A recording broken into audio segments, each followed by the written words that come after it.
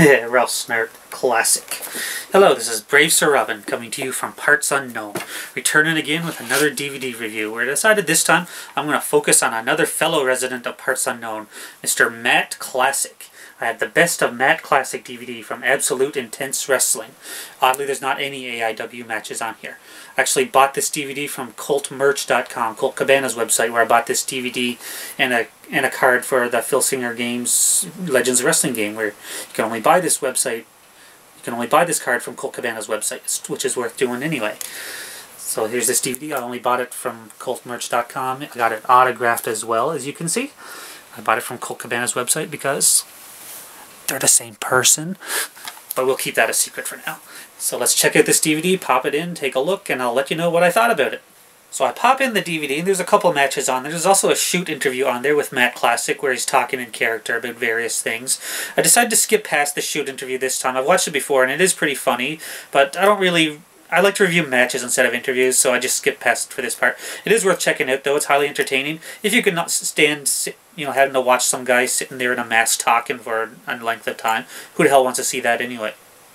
So, the first thing we get when I select the matches is a WSX promo where they introduce us to the character of Matt Classic. For those who are unfamiliar with him, Matt Classic is a character that he started in the Catch-as-Catch-Can era with like Lou Thesz and all those guys, and he's actually been in a coma for several decades and has just woke up, and now he's wrestling again, and he still thinks it's the old style of wrestling. It's actually pretty funny to see that. It's a unique character in this day and age, and it is worth seeing. Something that I'd like to see outside of the independent stage, and probably see on a big stage as a once-in-a-while thing. I think a character like that could be entertaining, and so it is worth checking out. The first actual match on here is Matt Classic and Human Tornado versus the team of Los Pochos Guapos. I probably butchered that name here. I'm not really good at pronunciations of such things. Los Pochos Guapos, of course, is the team of Joey Chaos and Aaron Aguilera. This is a WSX exhibition match, but this match actually takes place on an NWA show. Makes me actually feel a bit nostalgic, too, for seeing the Human Tornado wrestle again. It's been a long time. He was a good high flyer, and he had to retire because of injuries about a year or so, or probably even longer ago now. And it's really a shame that he had to. And it is cool to see the two teaming where Human Tornado is such a great high flyer, and Matt Classic is wrestling in his classic Catch-as-Catch-Cans old style. So the crowd doesn't really know what to think of these characters, though. I mean, obviously, they're really overestimating that WSX had that audience, that a lot of people are going to know what it is, which is too bad. The NWA fans aren't really familiar with it. The show that this was on was a mixture of NWA and a lot of lucha, so most of these guys I don't think followed WSX. I don't think many people did anyway. Only those anal retentive fans that follow everything like me probably are even aware of it in this day and age. There is some miscommunications between Classic and Tornado, and Los Pochos Guapos end up dominating for a lot of the match until three women come down the aisle. Two of them I recognize, being Jade Chung and I think Nikki the New York Knockout. The third I don't recognize, but I assume she's also a ladies wrestler too, but I don't know who she is. There weren't any ladies matches on this actual card, which I do have, but I guess they were just hanging out and they decided to use them. So this causes the distraction. Aaron Aguilera ditches Chaos in the ring, goes out to hit on the women and tries to leave with them. And this allows Human Tornado and Matt Classic to take advantage. And Classic and Tornado win the match with a combination of a figure 4 from Matt Classic and a tumbleweed from the top rope from Human Tornado to get the pin. This was a pretty common ending to pretty much all of Los Pochos Guapos matches from in WSX, from what I remember. It's been a while since I watched it. Not a bad little match, but it was a good little match. It's just to see what Matt Classic was and what he was all about, and make you feel a bit nostalgic for these guys anyway. Most of them you don't even see wrestle that much anymore now anyway. So after the match, there's another promo featuring footage of Matt Classic in black and white, cut like a movie trailer in the tradition of the old El Santo and Blue Demon movies from Mexico, presenting Matt Classic versus the Doomsday Drug Cannibals of Nazi Vampire Island. Just so you know, I would totally watch that if that really existed. So the next match on here is a WSX match featuring Matt Classic versus Matt Sydal, aka Evan Bourne, for those of you who don't know. And being a WSX match, the guys are introduced to the ring by Fabian Kalin. And now I remember how much I fucking hated this guy. This guy was the worst ring announcer I've ever seen in my life. The guy just screams all the introductions, and he just looks like an idiot out there.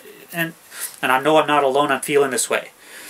So Matt Sydal, he comes out with Lizzie Valentine, who's his manager slash girlfriend. They have a storyline going on where apparently Lizzie isn't the most faithful to Matt Sydal, and but he's completely oblivious to it and unaware that such a thing is going on. I don't think we actually did get a payoff before WSX did close down. The match is still chopped to pieces, as was common for WSX. There's a lot of crowd shots in between a lot of the action where they attempt to hide the editing. The crowd, of course, was paid extras, by the way, not actual wrestling fans. This is one of the stories from WSX. They actually thought that actual wrestling fans were too unattractive to be featured at a wrestling show. So they actually hired a bunch of extras who were like dressed up like they were getting ready to go to a nightclub to fill out the crowd instead of actual wrestling fans. Probably one of the reasons why WSX failed. So the match itself, it's not a bad little match. I actually have a note here. All capitals, the stomach claw. That's one of the moves we see from Matt Classic. And I really popped for that. You know, seeing such a move in such a day and age performed on Evan Bourne. Cabana was early into playing the gimmick at this time, but he still got the act down pretty good. The match ends when Sydal ducks a Polish hammer into a reverse Rana, then a shooting star press. Not a bad little match, but the two have probably had better matches elsewhere. I'm going to talk about this here too. I heard somewhere that there was a planned payoff for a feud between these two, where they were going to actually reveal that they were going to have Matt Classic unmask, that he was in WSX under a mask to hide from Matt Sydal, where he was going to unmask and be revealed to be Colt Cabana, and then end up finding out that he was having an affair with Lizzie Valentine. I'm glad they didn't go that way, because it now extended the life of the Matt Classic character, which is worth doing. So then we get another video package showing highlights of Matt Classic's run in WSX. Pretty much the same video bio you would see from WSX if it still existed today. As bad as WSX was, Matt Classic really was one of the highlights of the Feds. So for the next match we have Matt Classic versus Scorpio Sky, also from WSX. Scorpio Sky, by the way, I've talked about him before, but since the last time I've talked about him, he's actually showed up on WWE TV playing the character of Harold in the anger management skits that involve Team Hell No. And also he showed up in TNA recently as well as Mason Andrews, but this was way before that, obviously. In WSX, Scorpio Sky plays the character of a preppy jock. So for this match, I actually had some problems with my DVD. I don't know if anybody else would have the same problems, so I don't know if this affects every copy or just mine. My DVD kept cutting out no matter what player I put it in, and it would freeze up, and then it would just go back to the chapter menu, so I wouldn't be able to watch the full match on the DVD. Luckily, or unluckily, I own this for some reason, where I was able to locate that match. I went through all the discs on here to find the match for you, so I could talk about it for this whole 5-minute match. Why do I even own this? Jesus. So, I popped in the match. I hope it was worth it. Probably wasn't. Like before, the match is cut to shreds. Scorpio Sky has his high-flying moves, and Matt Classic counters with a lot of his grappling moves, like fish hooking, the airplane spin, a heart punch, and butt bumps in the corner. Which, I just like to see this stuff. I mean, this is the era of wrestling I grew up on, so I like to see it. And I'm highly entertained by it. Matt Classic climbs to the bottom rope and he has trouble keeping his balance and then misses with a bottom rope splash. Scorpio Sky still wins after an implant DDT. Not a bad little match, but it's still weighed down by the crappy production and the bad commentary that was pretty predominant in WSX, but like him and Matt Sydal, they probably both had matches elsewhere, so had better matches too, so it's what it was, but whatever. So this next match, I couldn't even get to play on my DVD at all, but luckily I was able to find it on YouTube. I assume it's the same match. It's Matt Classic versus Johnny Punch, who I'm not really familiar with. This match, it's actually an OVW match, so I'm half wondering if this was during when Colt Cabana was actually under a developmental contract at the time. And I think it is pretty cool that he did show up as the Matt Classic character in OVW. Johnny Punch comes out to Loser by Beck, and it's talked about the losing streak that he is on, and he always loses his matches. So basically a blatant rip-off of Mikey Whipwreck's run in ECW. Again, the crowd doesn't really know what to think of this, and they're really unfamiliar with the character of Matt Classic, and they're pretty quiet through most of the match, but they do start to get into it by the end. It's a quick little match, maybe about 5 minutes long, and Matt Classic wins after an airplane spin and actually connects with the bottom rope splash. So again, not bad, but worth watching for sure. I mean, it was entertaining. I liked it. So now we have a match from PWG. It's Matt Classic versus Kiki Taro. Matt Classic is filling in for Colt Cabana, who had car trouble and couldn't make the show, so Matt Classic is the substitute. Wink, wink.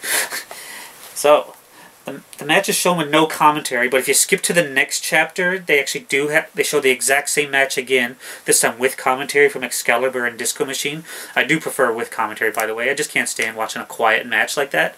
But then again, that's just me. I've actually had conversations on Twitter where some people aren't bothered by this, so personal preference. So there's a lot of comedy hijinks as expected. If you don't know who Kikitaro is, seriously, you need to check this guy out. He's actually one of the most well-known comedy characters from Japan, but he's still a decent enough wrestler anyway. He can wrestle decent enough. The crowd's really into it too. It's a good mix of action and entertainment, something that PWG excels at, where most feds really fail at having a good mix of both. One of the highlights, Kikitaro challenges Matt Classic to an arm wrestling match on the mat.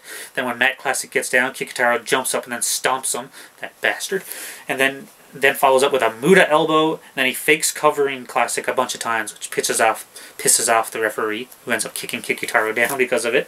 The referee gets involved.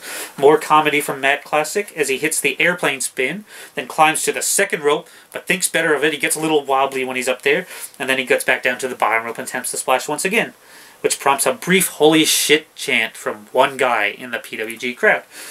Then Kikitaro counters a bear hug with a low blow, which Matt Classic retaliates with a low blow of his own onto Kikitaro, who then low blows the referee, and all three fall down. Matt Classic then tries to pick up the win with a body slam, but then the referee is unable to complete the 3 count because he got kicked in the nuts earlier. Matt argues with him for a bit, shoves the ref shoves him back in the classic Ric Flair spot. They also do the classic bully spot where Kikitaro is kneeling behind him and then trips up Matt Classic and rolls on with a schoolboy. Then the ref, I guess he had enough, because then he ends the match with a quick 3 count for some reason. This was a good fun match, easily the best one on this DVD. So there's my DVD review of the Best of Matt Classic. A fun little DVD. There's only about 5 matches on here. 3 of them are really short, so it's something you could watch pretty quickly. There's a good shoot interview on there. As I mentioned, it is pretty entertaining, so it is worth checking out. You can buy it from AIWWrestling.com, and you can also buy it from CultMerch.com, which from buying it actually goes to support Colt Cabana, which is highly worth doing. The guy's a great ambassador for independent wrestling, so he deserves your money too. Like I mentioned, I bought the DVD and I bought this card. This actually brings me to what might be my next video I'm going to do. You remember about a year ago, a little more, I opened up the pack of Shikara cards that I got from Phil Singer Games. I actually own several more now, so I might do some sort of follow-up on that. That has proven to be one of my more popular videos. I might either do a game demonstration, might show off what I own now, or something or other. They have a few other sets coming up, so if anybody would like to give any suggestions of what you'd like to see me do regarding those cards, feel free to let me know in my comments section or on my Twitter or on my Facebook. So until then, by the time I get around to doing that video, might be a while because you've seen my schedule lately. This is Brave Sir Robin signing off, so see you next time.